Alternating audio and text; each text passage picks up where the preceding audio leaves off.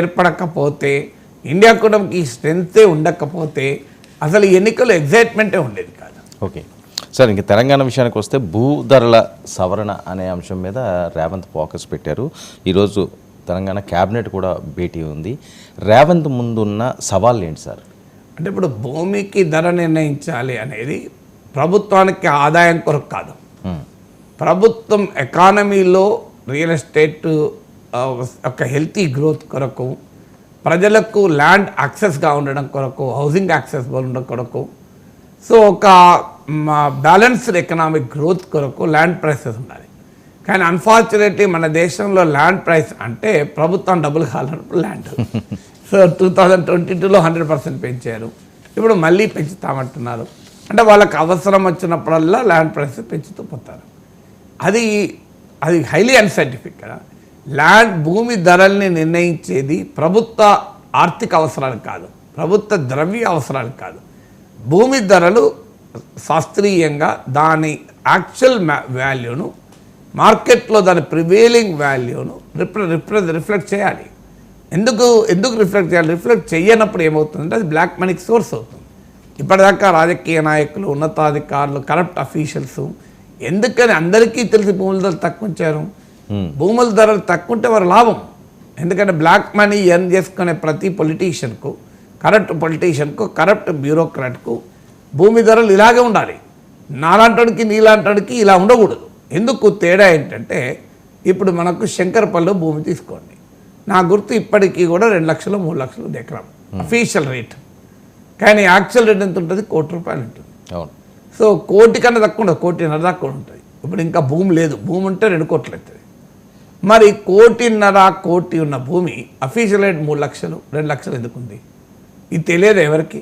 అక్కడ ఉన్న ఎంఆర్ఓకి తెలియదా, కలెక్టర్కి తెలియదా, ఎమ్మెల్యేకి తెలియదా, పొలిటీషియన్లకు తెలియదా?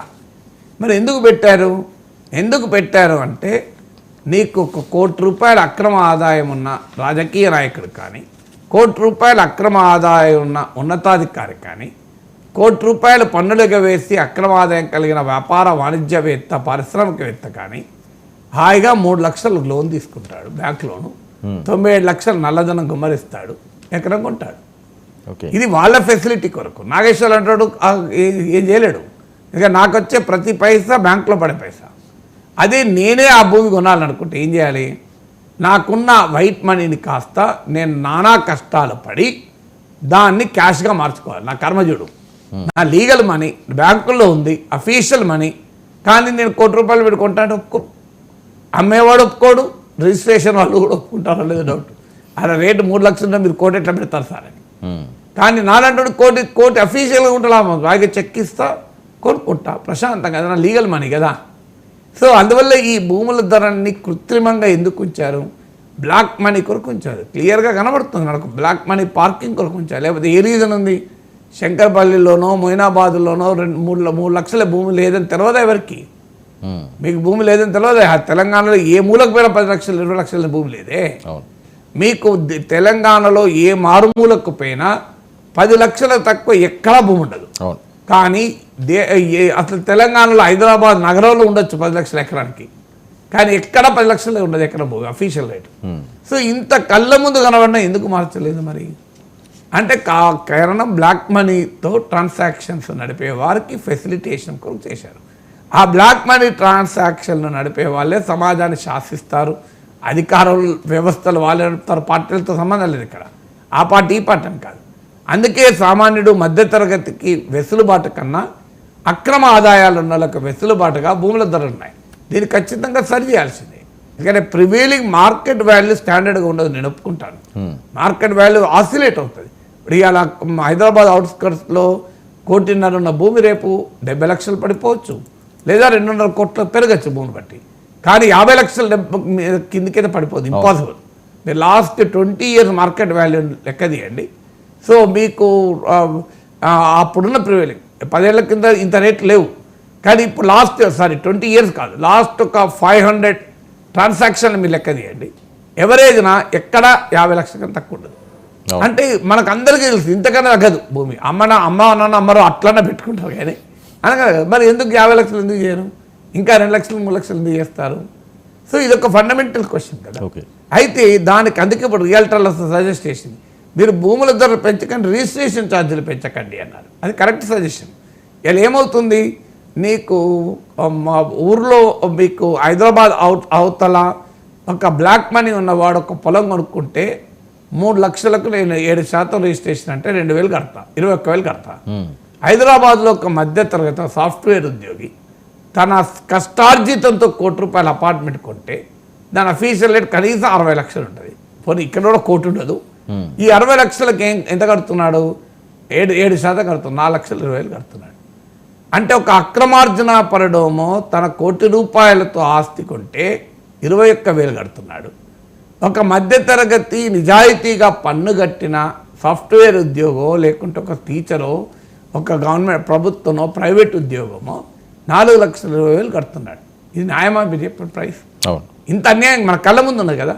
ఇదే ₹1,00,00,000 బ్లాక్ మనీ ఉన్నాడు వెళ్ళి అక్కడ హాయిగా పొలం కొనుక్కుంటున్నాడు, వాడు 20,000 కట్టేసి ఓనర్ అవుతున్నాడు.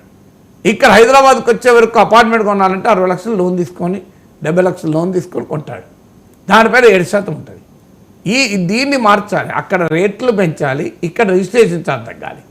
తగ్గినప్పుడు ఏమవుతుంది అంటే సామాన్యుడికి హౌసింగ్ అవుతుంది. ఇవాళ హైదరాబాద్లో మధ్యతరగతి అనేవాడు ఇల్లు కొనుక్కునే అవకాశమే లేకుండా అయిపోయింది కదా ఈ కృత్రిమ రియల్ ఎస్టేట్ భూమి వల్ల. ఈ రియల్ ఎస్టేట్ పెరుగుదలకు హేతుబద్ధత అనేది పెరగడానికి తాగడానికి. ఎలక్షన్లు వస్తే తగ్గుతుంది, కాంగ్రెస్ పార్టీ వస్తే తగ్గుతుంది, బీఆర్ఎస్ వస్తే పెరుగుతుంది. దానికి భూములు కొట్టడానికి ఏం సంబంధం అండి బీఆర్ఎస్ కాంగ్రెస్? నాకు అర్థం కాని అంశం. మోడీ వస్తే పెరుగుతుంది, మోడీ రాకపోతే తగ్గుతుంది. అసలు మోడీకి భూములకి ఏం సంబంధం నాకు అర్థం కాని అంశం. అంటే ఒక లాజిక్ ఏం పెడతారు, డెవలప్మెంట్ అంటారు. డెవలప్మెంట్ కరెక్ట్ కాదు. డెవలప్మెంట్ అనేది వెంటనే తెలియదు కదా.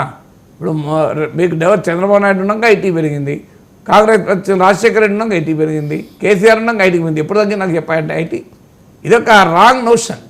కొంత డెవలప్మెంట్ ప్రభావం ఉండొచ్చు, కానీ ఇనీషియల్ డెవలప్మెంట్ కాదు. ఇనీషియల్ ఏంటంటే స్పెక్యులేషన్. సో హైలీ స్పెక్యులేటివ్ వ్యాపారంగా ల్యాండ్ మార్చేశారు. Anything that become speculative it is out of the reach of the common man.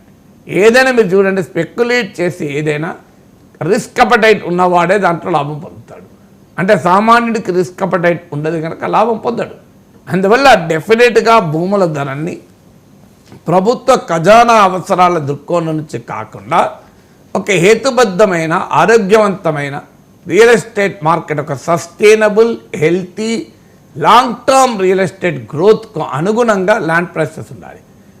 Real money black money parking అవకాశం లేని రీతిలో ఉండాలి. తర్వాత ప్రజలపైన భారీగా భారం కాకుండా ఉండాలి. ప్రభుత్వానికి ఆదాయం అంతే వస్తుంది, ఏం తేడా రాదు.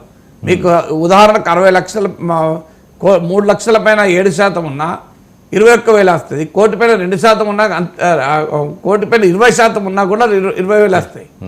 సో మీకు ఉదాహరణకు 2% ఉన్న కోటి పైన అంతే వస్తుంది. మీరు లెక్క తీయండి. ఇప్పుడు ఒక 3 లక్షల ల్యాండ్ ఉంది, దానికి మీరు ఒక 7% ట్యాక్స్ అనుకోండి, ఎంత కడతారు? 21,000 కడతారు. అదే మీరు ₹1,00,00,000 ల్యాండ్ ఉంది అనుకోండి, అది 21,000 కాదు 30,000 వచ్చినట్టు మీరు ట్యాక్స్ రిజిస్ట్రేషన్ ఛార్జ్ పెట్టండి. అక్కడ మళ్ళీ మీరు 7% అంటే 7 లక్షలు అవుతుంది, భరించలేరు కదా.